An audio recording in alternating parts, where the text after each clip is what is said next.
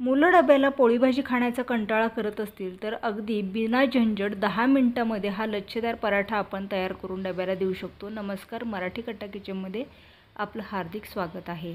हा आपण कुकरला 3 शिट्ट्या करून उकडलेला भोपळा घेत आहोत। लाल भोपळा आहे हा। मागची साल तुम्ही अगदी सुरीच्या साहाय्याने किंवा चमच्याने देखील काढू शकता। भोपळ्याचे आपण लहान तुकडे करून घेतले। साधारण 1 वाटी भरून इतके हे तुकडे झालेले आहेत।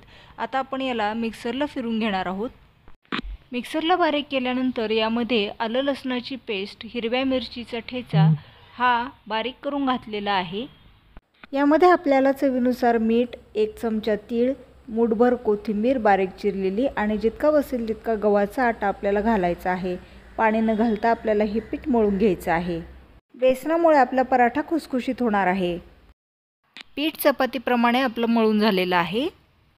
थोडंसं गव्हाचं पीठ खालच्या बाजूला भरभरून आपल्याला हा पराठा लाटून घ्यायचा आहे। गोलाकार लाटल्यानंतर मधल्या बाजूने याला तेल लावून घ्यायचं आहे। आता फॅन फोल्डिंग प्रमाणे आपल्याला हा पराठा दुमडून घ्यायचा आहे आणि व्हिडिओ दाखवल्याप्रमाणे याला आपल्याला गोलाकार वळवायचा आहे आणि पुन्हा हलक्या हाताने पराठा लाटून घ्यावा। प्लेटच्या साहाय्याने गोलाकार आकार द्यावा, म्हणजे आपला पराठा आणखी सुबक दिसायला मदत होईल।